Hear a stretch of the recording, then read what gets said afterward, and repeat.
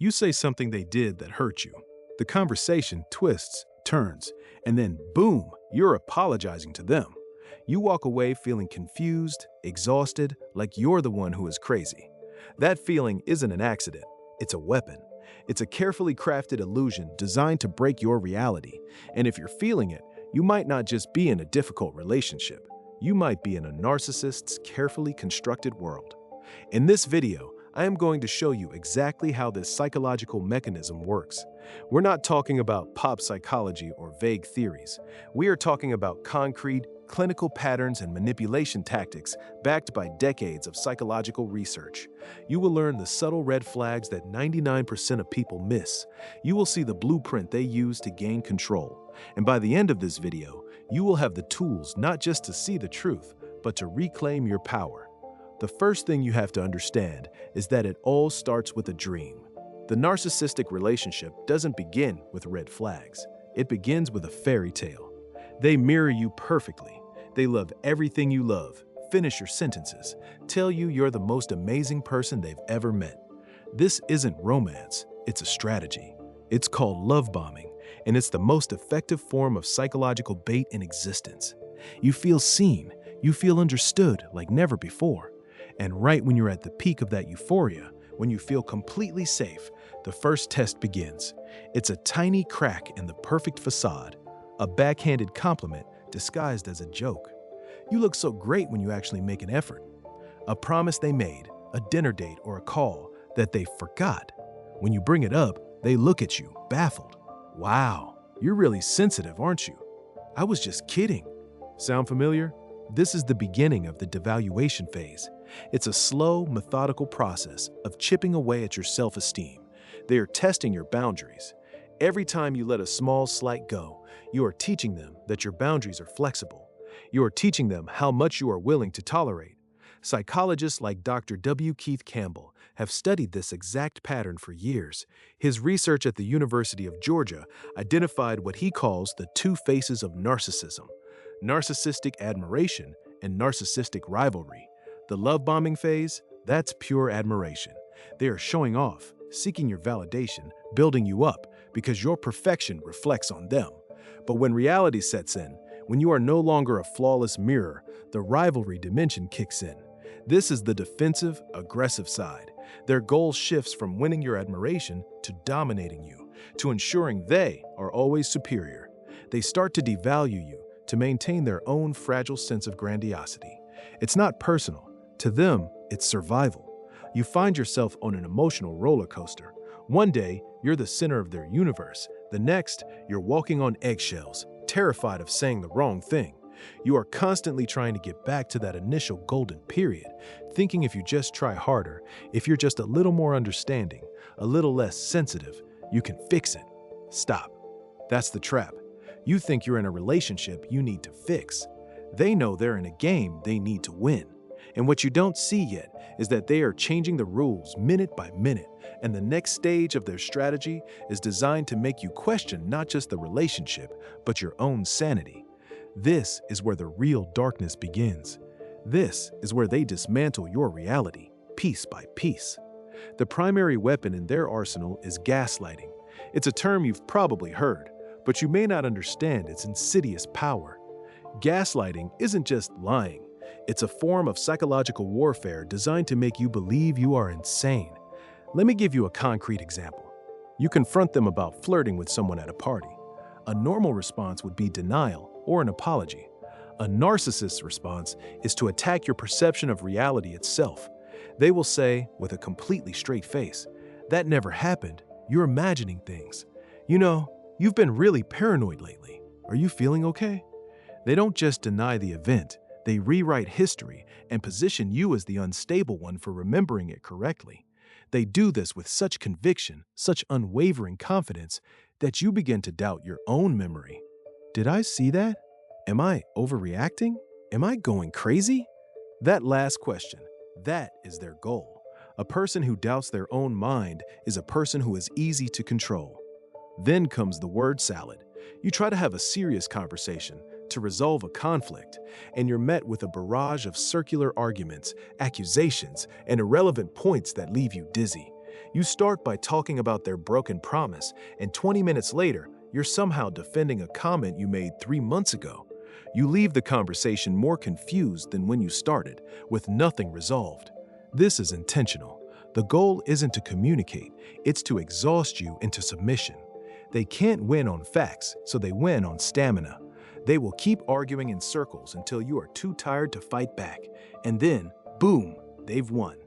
Now, let's talk about the master tactic, triangulation. This is where they bring a third person into the dynamic to make you feel insecure and off balance. It's often an ex they praise, a coworker they talk about constantly, or even a family member who truly understands them. They create a phantom rival. They post a picture with a friend on social media, knowing it will get to you. They'll say things like, "My ex never had a problem with that," or "It's so nice to be able to talk to someone who isn't so emotional." What you call love, they call supply. And triangulation is their way of showing you that your supply is replaceable. It keeps you in a state of constant anxiety, desperate to prove your worth, to be the best source of supply. Dr. George K. Simon, in his groundbreaking book, In Sheep's Clothing, calls these tactics covert aggression. These are not passive-aggressive mistakes.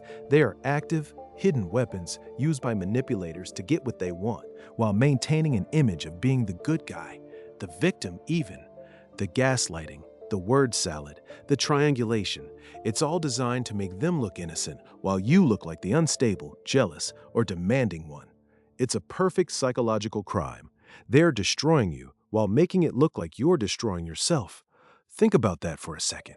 The constant anxiety you feel, the confusion, the feeling that you're losing yourself, it's not a symptom of a failing relationship. It's the evidence of a successful manipulation. So how do you fight an enemy you can't see? How do you escape a prison when the bars are invisible? You don't. You don't fight them on their terms. You don't play their game. You change the game entirely. Here are 3 specific techniques you can use today to reclaim your mind. First, you must learn the gray rock method. A narcissist feeds on emotion. Your anger, your tears, your desperate pleas for understanding. That is their fuel. The gray rock method is about taking away their fuel source. You become as boring and unresponsive as a gray rock. When they try to provoke you, you give them nothing. Short, factual, unemotional answers. They accuse you of something outrageous, you say, "I see." They try to drag you into a circular argument, you say, "I'll have to think about that." No justifying, no arguing, no defending, no explaining. You give them one-word answers. You become a black hole for their drama. At first, this will enrage them. They will escalate their behavior to get a reaction. But when they consistently get nothing from you, they will get bored. And a narcissist cannot stand to be bored. They will go find a new source of fuel. Second, document everything. This is not for them. This is for you. The narcissist's greatest weapon is your self-doubt. You must create an external record of your reality. Get a journal or use a private notes app on your phone. Write down what happened, the date, the time, the exact words they said. On Tuesday at 9 p.m., he told me I was too stupid to understand the finances. When you feel yourself starting to doubt your memory, when you start thinking, maybe it wasn't that bad, you go back and read your own words. This is your anchor to reality. It's a bulwark against the tide of gaslighting. It proves to you, and only you, that you are not crazy. Third, and this is the most critical, set one hard boundary and enforce it with your actions, not your words.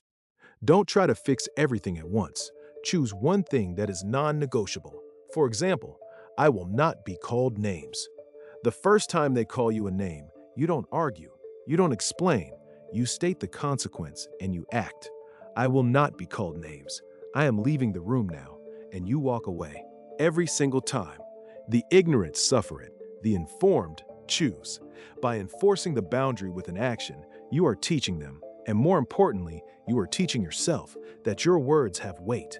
You are moving from a position of passive hope to one of active self-protection. Psychologists like Dr. Henry Cloud have shown that the ability to set and maintain healthy boundaries is the single greatest predictor of emotional well-being. This is you rebuilding your own psychological immune system, one boundary at a time. What you've learned here isn't just a set of tips for a bad relationship, it is a fundamental shift in how you see the world. Before, you saw a confusing, painful mess. You felt like a victim, lost in a fog of doubt and anxiety. You asked yourself, why is this happening to me? What did I do wrong? Now, you see the blueprint. You see the love bombing for the bait it is. You see the gaslighting for the weapon it is. You see the circular arguments and the triangulation not as random acts of cruelty, but as calculated moves in a game you never agreed to play. The fog lifts. The confusion is replaced by a cold, hard clarity. This is a painful knowledge. It's realizing that what you thought was love was actually control. But with that pain comes an incredible power. You are no longer someone who can be manipulated without knowing it. You are no longer a puppet. You are someone who sees the strings. You are someone who sees what others cannot. This knowledge is now a part of you. It's a lens you can never take off. And through it, you are finally, truly free. If this resonated with you, if you felt a flicker of recognition in what I described, subscribe. Not because I'm asking you to, but because this knowledge is essential armor in the modern world. What you just learned is only the beginning. In the next video, we're going deeper. We're going to expose the one phrase a narcissist uses to test your boundaries from the very first date. Miss this, and you're already caught in their web. You don't want to miss it.